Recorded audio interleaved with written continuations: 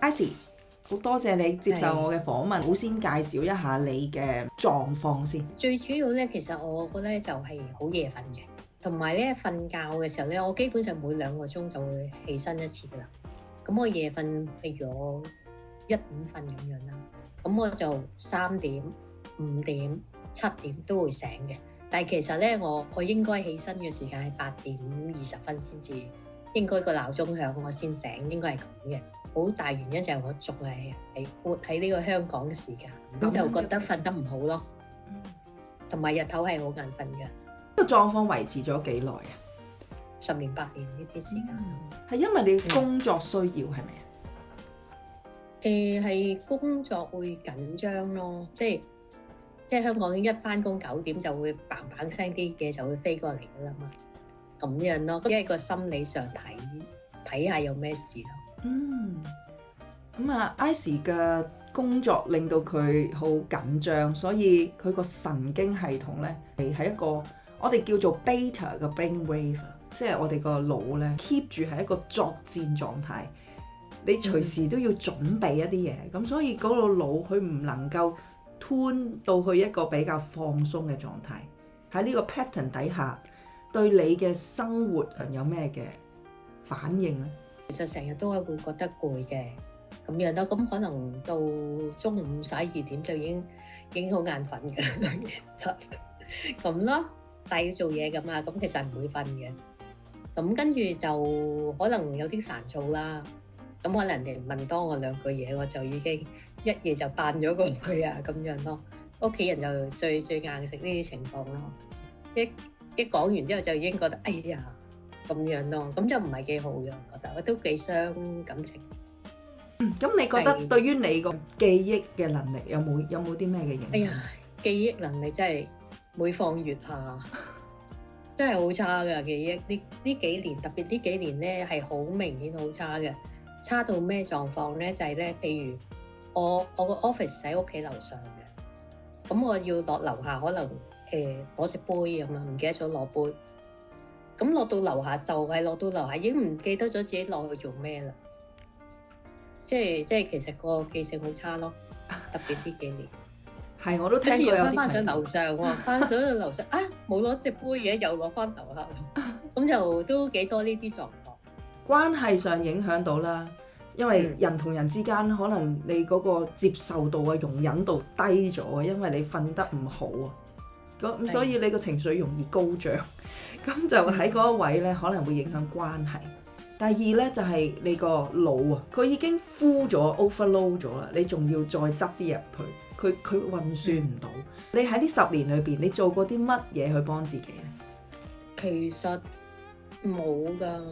即係除咗揾你做過一啲嘅療程之外，其實冇特別做任何事係去做呢個睡眠咯。因為我諗其實自己都意識唔到啊，即係自己可能就覺得即係都係咁噶啦，都係醒就醒噶啦咁樣咯，或自己都意識唔到係問題咯。哦，明白。要 aware 到咧，係需要一啲嘅覺察力。如果你發現點解我瞓喺張床度碌嚟碌去都瞓唔到嘅？點解有咁多思緒走出嚟嘅？又或者瞓下覺去到中間會醒嘅，醒咗之後又要一啲時間先瞓得翻。有啲人係瞓唔翻，咁所以呢一啲呢，其實係提醒緊我哋開始要注重一樣嘢，就係我哋嘅睡眠品質。中間有冇一啲事情發生？例如會唔會好容易醒？聽到少少聲音呢，你就瞓唔到啦，你就醒。又或者會唔會瞓下覺你要起身去廁所？又或者瞓下覺會唔會抽筋？呢啲全部都係我哋可以協助到嘅方向，去往你嘅心靈去揾答案，或者去幫自己。呢個過程咧唔容易嘅。咁你有呢個契機，亦都有一個緣分。咁我都覺得我戥你好高興啊！好啦，不如呢個時候你又講下，成為呢一個課程其中一位學員之後呢，你感覺到你嘅轉變喺邊度？我呢就會提醒自己冇咁夜瞓咯。另外呢就3點、5點、7點已經冇醒。咁你覺得起身嘅時候你有咩感覺？我覺得精神咗咯，唔會成日唔想起身先啦。因為如果3點、5點、7點都醒，其實8點20分其實係唔想起身。嗱，而家由1點瞓到7、8點咁樣咯。咁同埋之前淺睡嗰個時間其實已經 prepare 緊醒嘅，咁就都有呢個緩衝時間咁變咗8點20分鬧鐘已經可以彈起身。哇！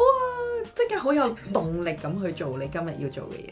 係啦，咁就個改變都幾大嘅，因為當成日半夜醒咧，3點一醒咧就會覺得好猛嘅，邊又醒咁樣咯，5點又醒咁就好猛嘅其實，咁咯，咁而家就少咗呢啲中間醒嘅煩躁，咁精神又好咗啲。咁喺你工作上，你有冇見到變化，或者同人相處上嘅變化咧，就係我覺得集中度會高咗啲嘅，同屋企人相處咪好啲咯，即係冇咁煩躁啊，其實咁就可能有少少空間放低一下，唔好咁燥咁樣咯，即係嗰個態度都好啲咯。咁啊，相信咧，我哋嗰個腦咧係其實好有彈性嘅。我哋呢個，譬如你過往呢10年8年，你對佢嘅可以話忽視啊，你有冇介意？即係佢嗰個傷害係一個累積喺度。但我哋係需要啲時間去修復佢。其實每一晚瞓覺就係幫自己做一個大維修。但係如果你停唔到個腦咧，佢就累積好多嘅阻礙啊、垃圾啊，就積住咗喺個腦。而家咧，你由我哋做呢個課程開始，你就一直咁去幫自己清理。咁呢個係一個需要啲時間，所以你 keep 住幫自己去調節翻你嗰個瞓覺嗰個 pattern 個 rhythm。我哋個腦咧用到100歲咧，其實都一樣咁好嘅，佢係可以越嚟越好嘅。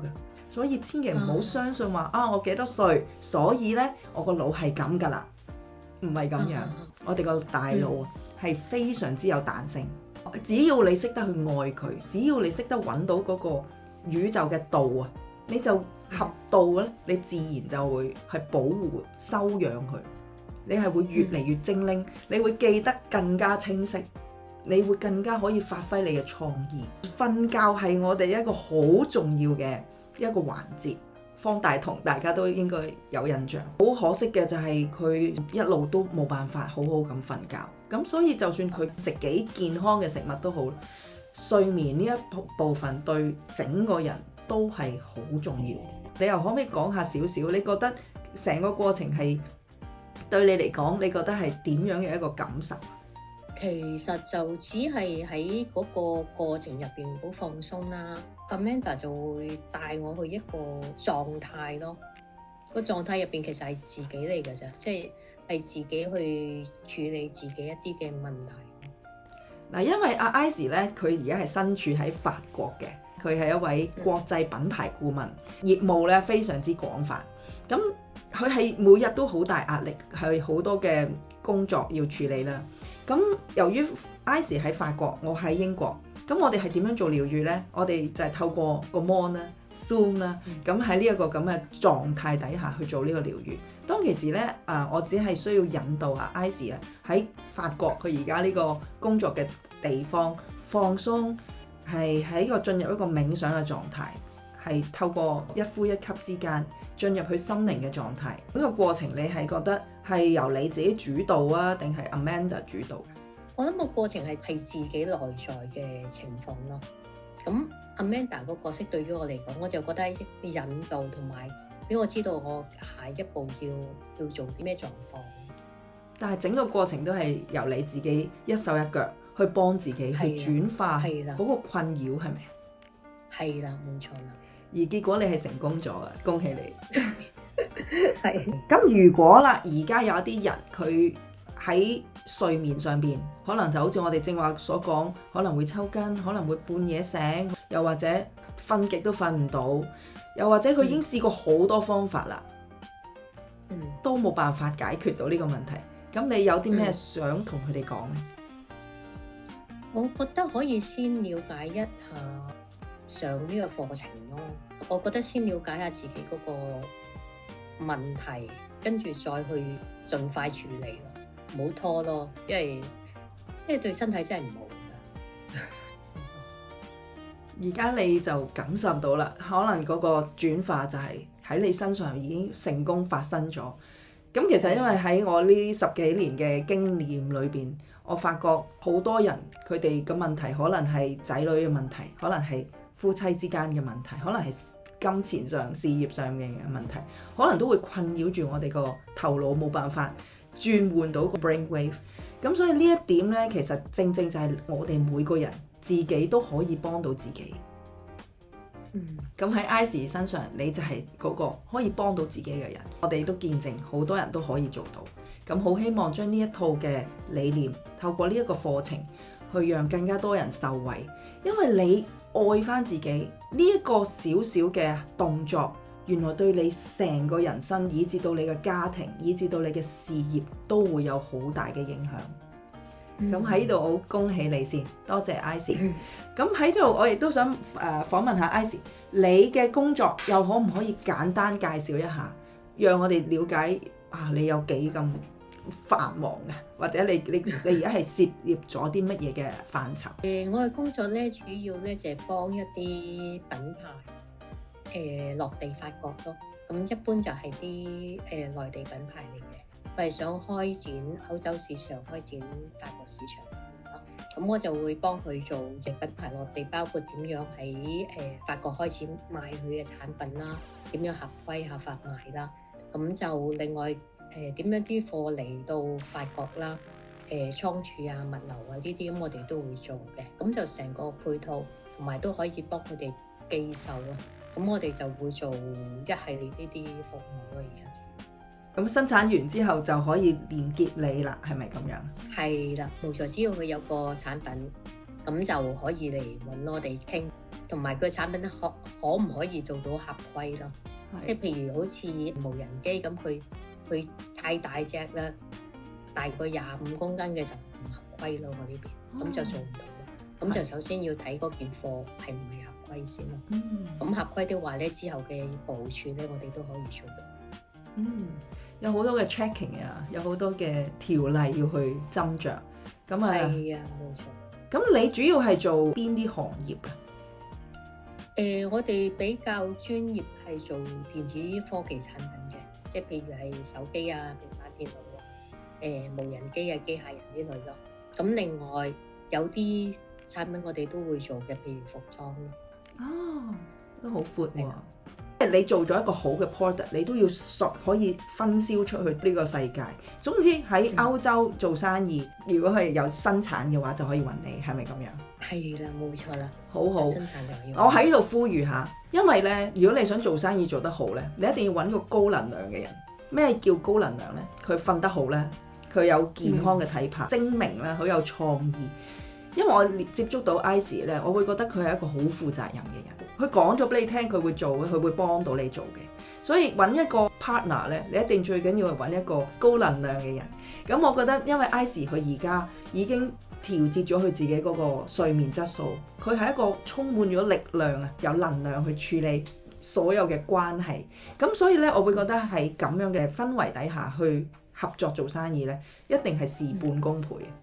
咁我好希望有更加多嘅人可以去發現下呢個可能性，點樣可以將自己嘅產品帶到去歐洲，帶到去俾更加多識得欣賞你嘅用戶嗰度，好唔好啊？多謝 Icy 你接受呢一個訪問，因為真係唔容易，自己經歷咗一個難處10年啦，但係唔察覺，經歷咗光愛療癒呢個課程，你了解咗，然後 fix 咗個問題。往後你嘅路只會越走越闊，越走越好。恭喜你，多謝你接受我嘅訪問。好啦，咁我哋今日講到呢度啦，拜拜。